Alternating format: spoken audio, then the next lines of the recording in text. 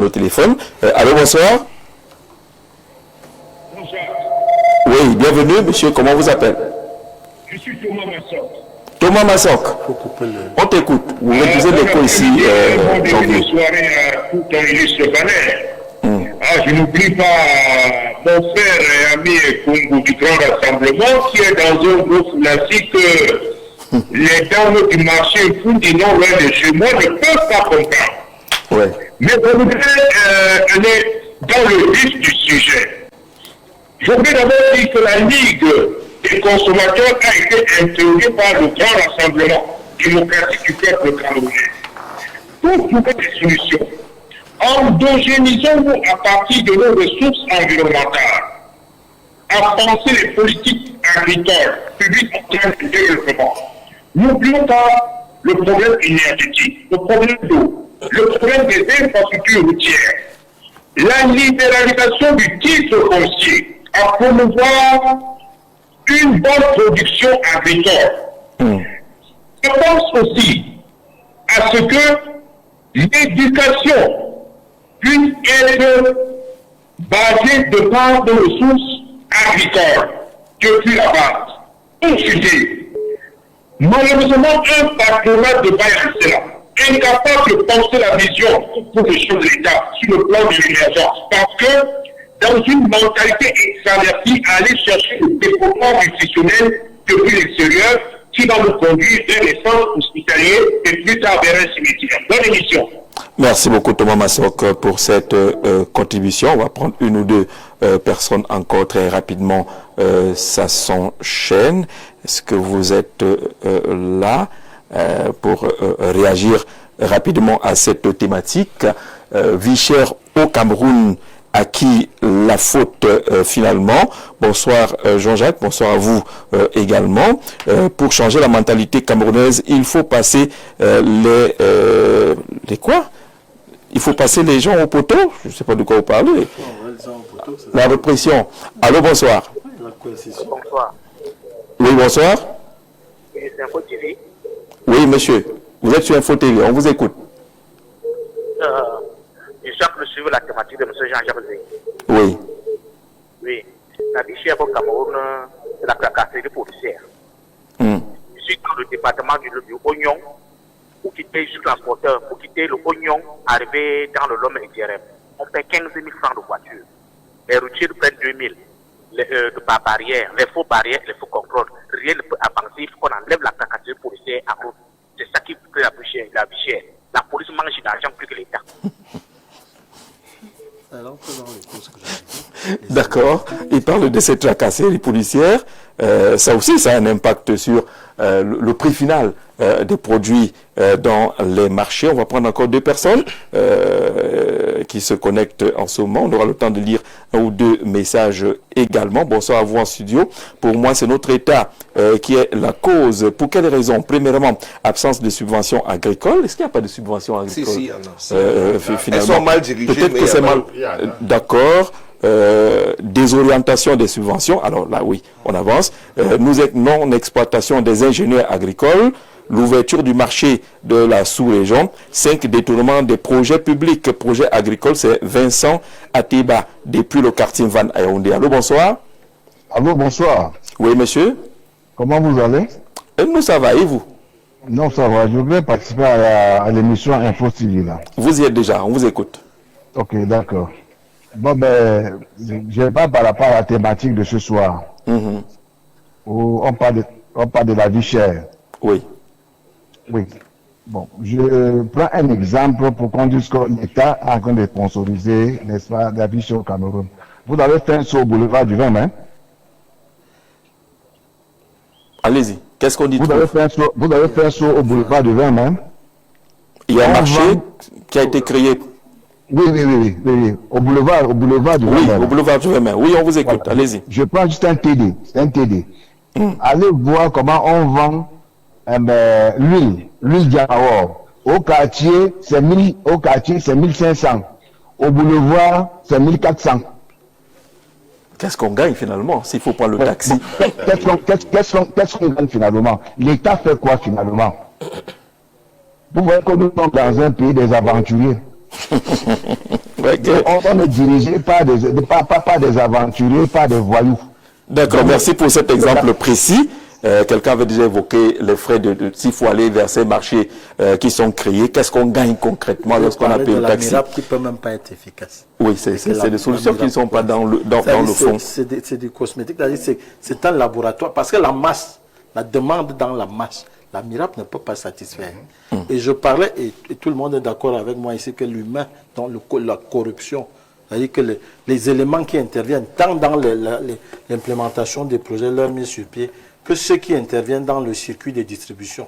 Parce que même une fois les produits arrivés au marché, allez voir ce que subissent les dames qui sont à Tanambala quand ils ont acheté leurs produits pour les stocker, pour pouvoir les vendre. C'est la municipalité qui les achète. Je vous ai dit, monsieur Kongou, vous serez patriote bientôt. Justement, je suis un patriote, c'est-à-dire que Eric reprend la parole.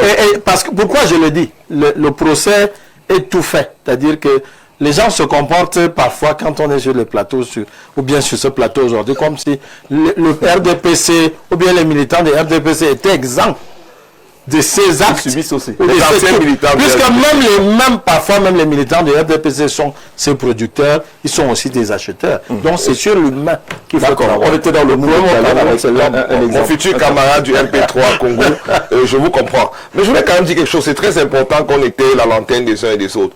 Nous avons hérité d'une économie ou d'une structuration économique coloniale. Le système qui est mis en place, nous le subissons. Les choses veulent que nous produisions et nous exportons sans transformer, même une semi-transformation. Parce que c'est ce qui enrichit en fait les puissances occidentales qui n'ont pas ces matières premières. Je parle comme ça du bois, du cacao, du café et j'en passe. Quand vous voyez une société dont je ne vais pas citer ici, dont les cafés se retrouvent dans toutes les maisons que nous avons ici, elle utilise très souvent le café venu d'Afrique ou alors d'Amérique latine. Mais elle ne produit pas. Et on amène les producteurs à ne pas transformer. On parlait du blé et du pain tout à l'heure avec mon ancien camarade, que je crois qu'il va nous retrouver au MP3 bientôt. Je vais dire, on parle du blé, on oublie que l'Europe subventionne énormément ce blé. Je veux parler de quelque chose qui va toucher tous les Camerounais. Qui n'a pas consommé le tapioca dans ce pays? Je ne connais pas. Bon, ici, je suis ce plateau. Non, dites plutôt qui ne consomme pas. Qui ne consomme pas. Non, monsieur, le tapioca est devenu un luxe. Ouais. Manger du tapioca, comme on dit, le sauveur, c'est plus cher que de faire sauter du riz qui est importé. Ce que je dis est très grave, mais c'est un constat, fait de calcul. Le sucre coûte plus cher. Pourtant, on est supposé produire du sucre. C'est une catastrophe, ces sociétés camerounaises qui devraient produire du sucre en février. Il fallait encore une gabégie. Ce sucre n'est même pas vendu normalement localement. Il est exporté. C'est un scandale. Et du coup, on doit encore exporter un autre sucre pour approvisionner le marché local.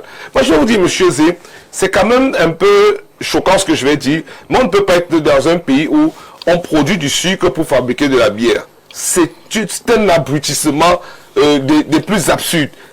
Au Cameroun, on doit interdire des sociétés qui produisent du sucre avec l'économie et le financement du Cameroun pour le revendre à une société brassicole. On doit produire du sucre pour avoir des coûts assez bas pour que le Camerounais puisse tremper son tapioca. Je veux venir au tapioca. Comment comprendre qu'après 43 ans de gestion de mes amis comme Congo, on n'arrive pas à avoir des usines réelles de transformation de tapioca?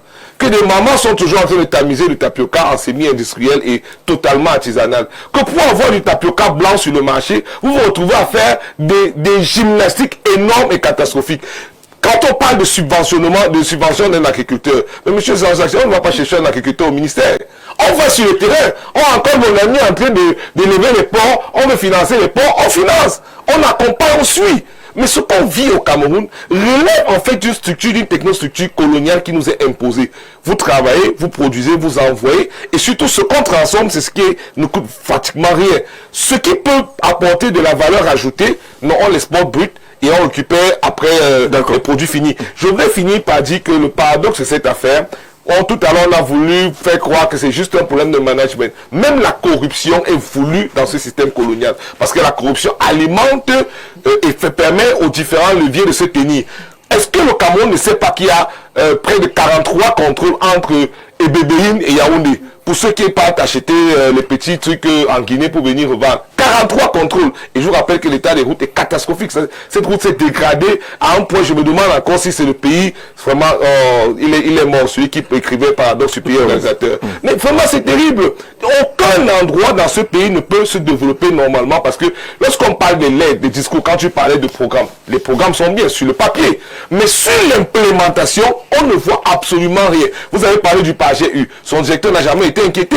On va prendre quel programme et laisser quel. Le seul qui a pu sortir un peu, c'est un producteur de je ne vais pas faire sa publicité, qui fait les laits pour enfants, qui marche bien. C'est une industrie qui a bénéficié des financements de l'État et qui fonctionne assez bien. Mais en dehors de ça, le Cameroun souffre. Et je ne veux pas prononcer le nom, mais c'est un... Bon, j'ai pas voulu prononcer.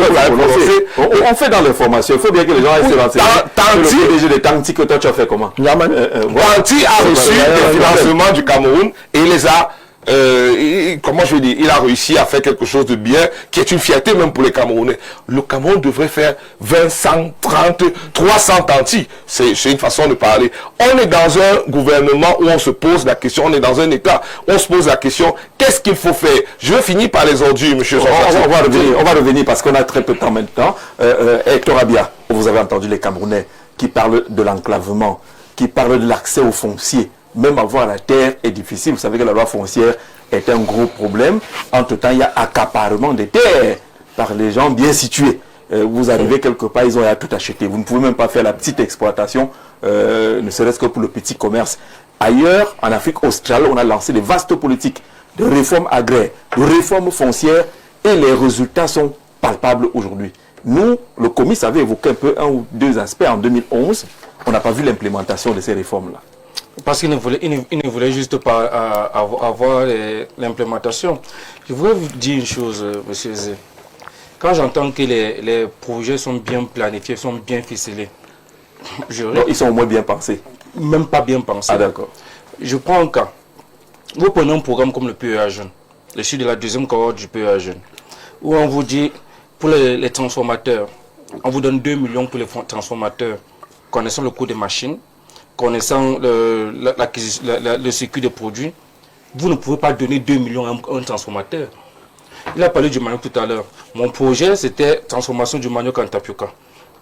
Pour avoir le déshydratateur. Déshydrateur. Oui, donc c'est au moins 5,5 millions. Pour avoir le mélangeur, c'est au moins 2 millions ou 3 millions. Donc, quand vous faites dans des projets et que vous bâclez, parce qu'il faut aller prendre des crédits chez les partenaires internationaux, ce n'est pas bien pensé. Et quand quelque chose est bien pensé, c'est quelque chose qui arrive à son terme et dont on voit les résultats probants et productifs. Si on n'a pas de résultats probants et productifs, ça n'a pas été bien pensé. Ça veut dire que puisque si c'est bien pensé, il y a la maxime qui dit ce qui s'énonce clairement, il y a une maxime qui se conçoit clairement, bien, facilement. Donc vous ne pouvez pas dire que quelque chose est bien pensé et on ne trouve pas, on ne réussit pas à voir le résultat. Maintenant tout à l'heure, quand on parlait de conservation, je voudrais aussi dire à M. Fouet qu'on ne conserve pas seulement par des chambres froides, il y a aussi le séchage. Parce que j'avais une promotionnaire qui faisait le séchage de tomates. En déshydratant? Oui, en faisant la tomate en poudre. À quelle échelle? Non, justement, ça veut dire, là, nous avons des intelligences, nous avons des projets pensés, mais justement parce que les projets sont, les programmes sont mal pensés, mal planifiés. Parce qu'il faut voir à l'échelle mondiale quel est le nombre de tonnes de tomates que nous produisons pour justement faire des stocks de sécurité, stocks d'alerte, les différents stocks, pour savoir est-ce qu'on sèche, est-ce qu'on utilise, est-ce qu'on met au frais, est-ce qu'on consomme directement. Quand vous n'avez pas pensé à ça au préalable, 60 ans après. Non, quand vous n'avez pas pensé à ça au préalable, vous pouvez dire banane plantain, ça ne va rien donner, parce que vous ne savez pas, la banane qu'on va produire, si c'est 8 millions de tonnes par an, qu'est-ce qu'on fait de 8 millions de tonnes? Les chips. Comment est-ce qu'on les répartit? Même les chips, parce que les chips ont une période de péremption. Comment est-ce qu'on prévoit ça? Si ce n'est quand vous ne l'avez pas prévu, rien n'est bien pensé. Aucune planification. Et pour concevoir dans des programmes sur la nutrition, il faut donc penser d'abord réfléchir aux différents stocks. Et c'est ce que vous voyez donc, les États amis venus nous faire des dons. Parce qu'ils ont atteint leur stock de sécurité, il faut renouveler les stocks. On vous envoie du riz pourri. Tout un ministre va réceptionner. On fait des photos. Et ça passe comme crème. Vous, qu'est-ce que vous avez? On vous dit par exemple que ces pays amis produisent ici chez nous du riz que nous ne consommons pas qui va chez eux. Même les employés de ces zones-là n'ont pas le droit de consommer ce riz-là. Mais vous êtes là, on vous dit tout va bien dans le meilleur du monde. Et tous les jours, on vous sort des slogans du premier ministre au dernier des ministres. Tout le monde vous sort des slogans qui ne se matérialisent en rien. Donc nous sommes dans cet environnement-là où quand vous travaillez avec les entreprises, les petits, ceux qu'ils appellent aujourd'hui les entrepreneurs. Et d'ailleurs, il y a un vocable que je n'aime plus trop dans ce pays, c'est entrepreneur. Parce que l'entreprise veut, nous sommes des entrepreneurs, on prend ensemble. Mais vous faites une structure, on vous parle seulement de structuration et de projet. Mais qui te donne la matière première, on ne vous met pas en relation. Tu vends à qui? On ne vous met pas en relation. On vous vend des hommes qui doivent venir avec les idées de projet. Mais le vocable même, entrepreneur, on ne s'assoit pas dessus. On vous vend du rêve. Après, vous sortez des slogans, tout le ministère de l'incubateur, on vous vend du rêve, on ne met aucun contenu, on n'a que de... Donc, quand vous êtes donc avec ces jeunes porteurs de projets, quand vous échangez avec eux, vous passez un peu de coaching et tout, vous vous rendez compte qu'ils ne peuvent pas vendre, même quand ils produisent. Aujourd'hui, j'ai une jeune consoeur que je suis, Zanella Donfa, que je peux la citer ici. Elle est faite dans la transformation des produits de gingembre et tout, pour faire des thés et tout. Pour avoir un sac de gingembre, c'est 50 000 aujourd'hui, demain c'est 150 000. Pour écraser, pour revendre. Maintenant, il faut une certification ISO pour les supermarchés. Elle n'arrive pas. Parce qu'aujourd'hui, rien n'est fait. Aujourd'hui, quand on parle de vie chère, il faut donc d'abord que l'État s'asseye, que le ministère du Commerce ne se retrouve pas à entrer dans les prébendes du ministère du Tourisme. Parce qu'on va vous dire que si vous voulez faire telle chose, il faut passer par le ministère du Tourisme. Chaque ministre se lève, il fait sa chose seul. Les compétences sont entremêlées. Et ce qui fait en sorte qu'il y a tellement de goulot de cantonnement. Et je vous ai dit que c'était un problème de politique publique dès le départ. Parce qu'au Cameroun, tous les ministères s'entremêlent dans les compétences, on n'arrive à rien. La question de planification, c'est Franck qui l'a évoqué tout à l'heure, que tu bottes en touche pratiquement. On a tout un ministère qui s'occupe de l'économie, de la planification et l'aménagement du territoire, qui a des projets... Il existe encore ce ministère? Le Minepat existe, avec des projets parfois transversaux.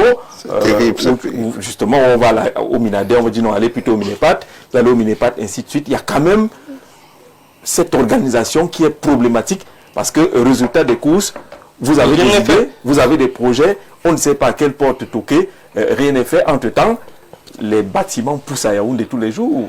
Le parc automobile explose pendant que le panel aménagère maigrit. Non, je reste campé sur ma position. Je pense que les choses sont... Je prends par exemple le cas d'accompagnement. Quand vous prenez le projet, par exemple, on a prévu l'accompagnement, la formation et même la subvention. En fait, et quand on produit, c'est qu'il y a un besoin. Si on a faim, c'est qu'il n'y a pas à manger. Donc il y a de la consommation, il y a du besoin de production. Je pense que je reste sur cette position parce que tous les problèmes qu'on pose, si vous avez lu la SD30, tous les problèmes qu'on pose, c'était des objectifs de la SD30. Quand vous prenez le désenclavement des routes, ça fait partie de la SD30. Quand vous prenez il parlait par exemple des causes humaines. La SD30 avait prévu la formation des hommes. Et c'est pour ça que je parle, le problème, c'est l'échec de ces programmes. Par exemple, chez moi, à Bangwa, on a eu 0% au baccalauréat. On a eu néant. Et quand vous y allez, on vous donne 2 enseignants et les parents doivent se battre pour trouver les gars au quartier, le gars qui vient d'avoir son bac. On dit que pardon, vient encadrer ses enfants. En fait, l'État met sur pied des programmes qu'on n'accompagne pas. On dit qu'on veut former les hommes. On crée des structures partout. Il n'y a pas de formateur. Le cadre même est médiocre. C'est l'échec de ce programme-là qui cause tous ces problèmes. Quand vous regardez le FOGAP, les missions qui étaient assignées au FOGAP, c'est des problèmes de financement, d'accompagnement. Le FONADE. En fait, l'État a mis toutes ces structures. Oui. Le problème, je le dis encore, c'est la corruption. Et on ne peut pas dire que c'est un problème d'individu. Parce qu'en fait, je ne peux pas croire que tous ceux qui sont au pouvoir sont nés des bandits. En fait, ils entrent dans un système. Et un système, c'est que soit tu t'adaptes, soit tu sors. En fait, quand ça tourne, soit tu te fonds comme le système est, soit ça va te rejeter simplement. C'est pour cela qu'il y a eu des gens qu'on a envoyés en prison simplement parce qu'ils ont refusé de se fondre. On te colle un dossier sur le dos et on t'éjecte du système. C'est un système qui est conçu sur le vol, sur le détournement, sur le banditisme. Parce que quand vous dites que les gens doivent contrôler, en fait, c'est celui qui est le responsable du contrôle qui est le premier à te dire que comme tu parles, je t'attends ici. Donc, avant que tu n'ailles sur le terrain, il t'a prévenu que le commissaire qui t'envoie sur le terrain, je discute, j'ai des amis qui sont, il te dit que comme je suis là, on attend tel montant de moi. C'est-à-dire que lui-même, il faut qu'il cherche d'abord pour le commissaire, avant de dire que bon, moi-même... Sinon, on n'envoie plus en route et c'est la plus grosse... On t'envoie plus en route, c'est la plus grosse... C'est exactement la même chose. Quand vous voyez, même dans les marchés publics, on te code un dossier, si tu reviens avec le dossier là vite, la prochaine fois, on envoie le dossier à un autre. Et tout le monde, puisque tout le monde veut survivre, les gens n'arrivent pas à vivre avec ça. Enfin, on est dans un pays où il faut voler pour survivre. Le système est conçu comme ça. Quand tu as un carré d'administration à qui tu donnes 300 000, et il y a une grosse voiture dehors qui prend le carburant de 100 000 par jour. Mais il fait comment? En fait, le système est conçu comme ça et les gens se tiennent comme ça. C'est-à-dire que pourquoi les gens, tous ceux qui ont les moyens sont dans la RDPC? Parce qu'on sait que c'est le seul moyen pour toi de survivre. Comme tout le monde vole, si tu voles et que tu n'es pas là-bas, ben, on va trouver un moyen de... Notre problème, je le redis encore... Ça, tu mérites vraiment un champagne pour ça. Ce n'est pas un problème d'intelligence, ce n'est pas un problème de planification, c'est un problème qu'on a un système au pouvoir qui a construit sa gouvernance dans la corruption, dans le détournement simplement. D'accord. À Banwa, c'était néant? Néant. Le lycée... baccalauréat, que ce soit tous les filières qu'on peut imaginer. Faute de quoi, d'enseignants? D'enseignants, je vous c'est important de relever ça. Vous imaginez une terminale D qui n'a pas d'enseignant de mathématiques. Une terminale C qui n'a pas d'enseignant de mathématiques. Les enfants se débrouillent au quartier, on va voir un gars qui vient de finir son bac, on dit que bon. Un lycée technique. Non, je pense que le ministre va prendre...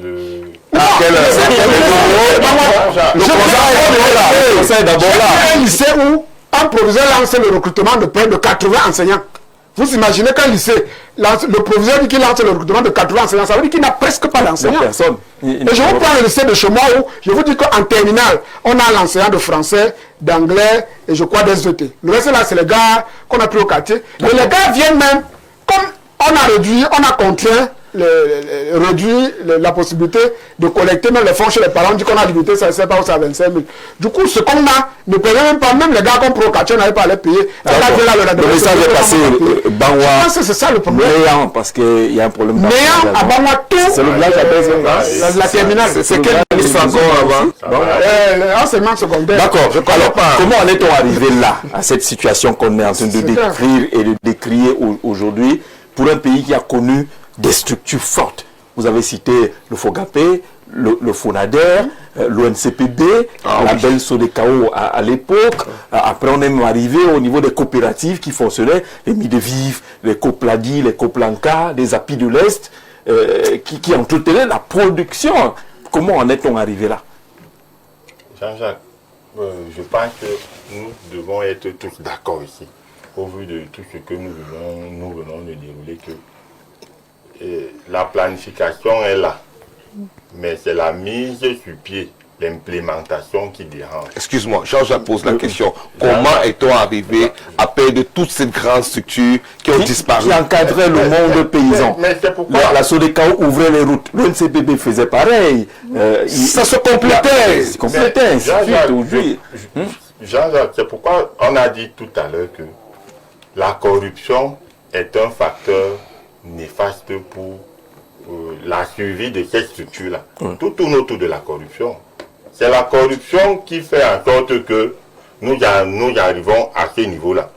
Si on règle ce problème, ne nous voilons pas les yeux, Jean-Jacques. Parce qu'on est en train de dire la vie chère au Cameroun. Je dis encore, c'est la corruption qui est à l'origine de la fermeture de toutes ces structures que vous voyez là aujourd'hui. Et on arrive à vivre cette situation-là. Et moi, de mon point de vue, je pense que si l'État, je convoque toujours l'État central, surveille ses projets, on passe au évalue. C'est-à-dire, on évalue, on permet à celui qui quitte du village, parce qu'on a parlé de la mairie, vraiment la mairie, la décentralisation, la mairie, même au niveau des postes de contrôle, parce que si je sais déjà, je prends mon plantain du village, et qu'un policier va me demander 2000 en route, Conséquence, lorsque ce plantain va arriver à Tanambala, ça n'aura plus la même valeur. Je vais augmenter en tenant compte de ce que le policier va prendre. Oui. C'est pourquoi je dis tout tourne autour de la corruption. Et maintenant, pour la planification réellement,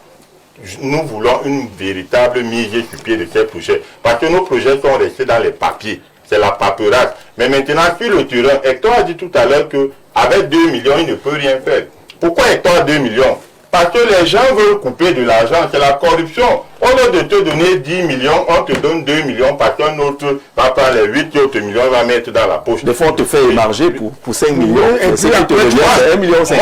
Moi, je connais quelqu'un qui a créé une entreprise fictive. Un jeune, il a créé une entreprise fictive et le gars reçoit des financements. Sauf que lorsqu'il arrive chez celui qui doit donner les financements, il dit, je vais te donner 2 millions.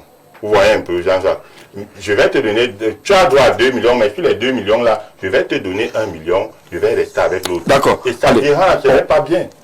Ferdinand Koungou, qui a connu ces structures qui sont mortes aujourd'hui, qui sait également que ces derniers temps, on parle et des filets sociaux, et des projets agropoles, ainsi de suite. Il y a beaucoup d'autres structures, d'autres initiatives qui sont nées, les projets agropoles qui doivent nous permettre de manger du poisson et ne plus être dépendants forcément de ce qui est importé, les projets de port, de pêche, ainsi de suite. On n'en parle plus. Bon, vous savez, il y a eu une crise qui a fait beaucoup de dégâts entre 85 et 95. Et cette crise, entre autres solutions proposées par les penseurs macroéconomiques, nous a amené à souffrir que je parle, je vais expliquer. Nous a amené à ce qu'on a appelé le désengagement de l'État. C'est-à-dire qu'on a demandé que l'État sorte du tissu économique pour qu'il en soit juste le régulateur, le facilitateur. Et non le promoteur, c'est-à-dire et non un opérateur économique. Ça a donc fait disparaître certaines structures comme les FONADER. Aujourd'hui même, on est en train de dupliquer ou bien de les reprendre sous d'autres formes. Ces fameux filets sociaux et autres structures créées par l'État, en fait, c'est parce que les gens s'étant rendus compte que la solution proposée a été mauvaise. Elle a créé plus de problèmes. L'État a essayé de revenir dans le tissu économique pour en être le promoteur. Or, la globalisation aujourd'hui, le capitalisme tout azimut voudrait que l'État soit un régulateur et un facilitateur. Et c'est donc dans la régulation et les facilitations que l'État doit agir. Doit agir dans la facilité, dans l'accès au financement, notamment au crédit. Pour ça, il faut que le système bancaire soit totalement in et offre des conditions qui permettent. L'État doit être un facilitateur pour qu'on trouve pour les partenariats, pour l'opérateur privé. L'État doit être un facilitateur au niveau de la fiscalité, toute la fiscalité douanière. L'État doit être hors. Dans le système où nous sommes aujourd'hui, subissant les affres de la capitalisation tout azimut, l'État voudra en faire de la régulation et voudra en faire le facilitateur et aussi un promoteur des tissus économiques. Du coup, le fonctionnaire qui se trouve au milieu de tout ça devient la moitié de Dieu ou un demi-dieu. Et comme il est dévié parce qu'il est corrompu dans son âme, il devient l'élément qui plombe. Je l'ai dit dans c'est pour ça que j'ai dit que un des premiers points même qu'on devrait mettre sur pied pour pouvoir maîtriser les régulations et tout, c'est la pénalisation tout azimut. Je vais chuter par là. Je vais prendre l'exemple, par exemple, des marchés publics. Je sors de la vie chère. Dans les marchés publics, la commande publique, le jour où on va sanctionner, même le payeur, celui qui paye le marché qui n'a pas été bien exécuté, les marchés seront exécutés. Parce que le payeur qui te demande 10%, alors que celui qui a... Le jour où on va sanctionner celui qui a réceptionné, sachant évidemment que tu n'as pas respecté les normes, les termes techniques, et qu'on a constaté ça, au lieu de sanctionner et le prestataire et l'ordonnateur, laissant le circuit. Le jour où on va même sanctionner une commission de passation des marchés, parce qu'elle a passé le marché à un prestataire qui s'est révélé plus tard n'avoir pas la capacité pour solliciter ce marché, ce jour-là, les gens vont cesser d'être... Est-ce que vous comprenez? Et c'est là où il y a donc le combat aujourd'hui. Bon, l'État... C'est que celui qui est supposé sanctionner l'État est le premier qui attend des prébendes de ceux qui... Non, l'État donc ici devrait être un régulateur et un facilitateur et non un promoteur du tissu économique. Parce que ces deux-là ne peuvent pas cheminer ensemble. c'est une grosse niche D'accord. qui encourage la corruption. Ce Cameroun, on a tout. Comme on dit au quartier, Dieu nous a tout donné. Les terres qu'il faut, qui sont très riches. D'ailleurs, qui ne demandent rien. Vous prenez l'arachide, le maïs, vous jetez, le lendemain, vous produisez 6 épis de maïs sans effort. Alors, quel est ce gros paradoxe, donc, que le Cameroun affiche?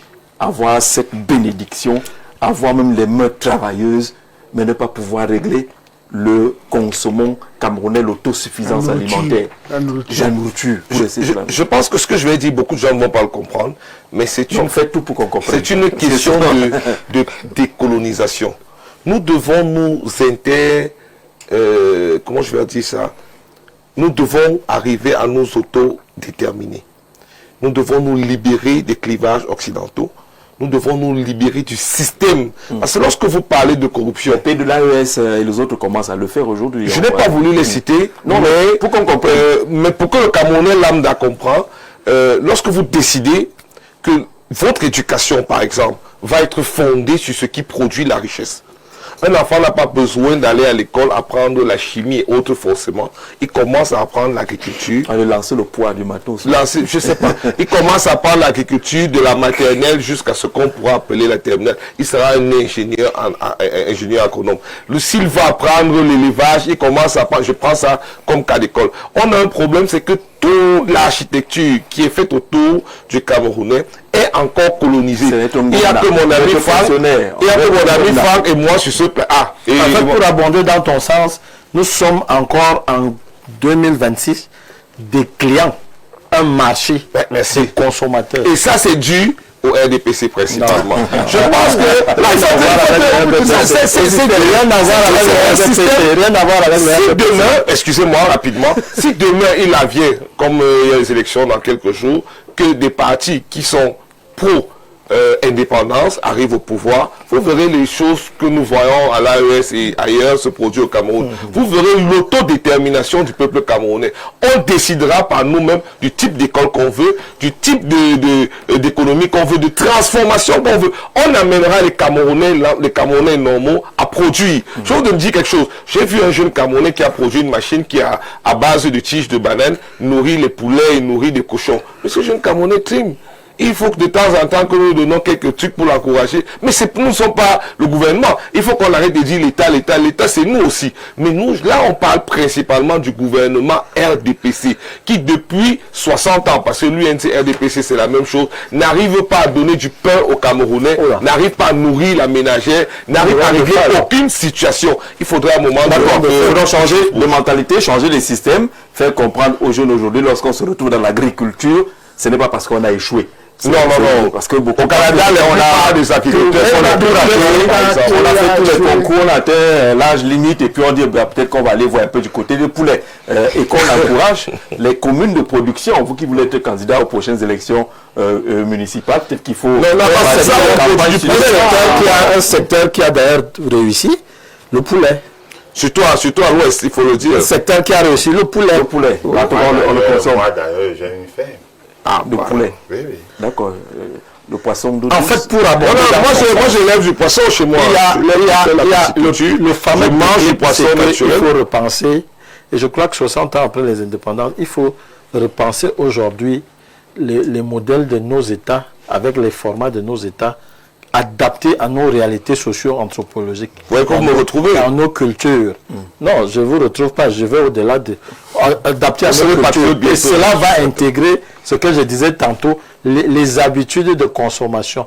Parce que les habitudes de consommation, je vous dis ici, première chose, nous désintéressent de tout ce qui va venir de l'extérieur. Habitude de consommation, bravo à vous qui consommez africain.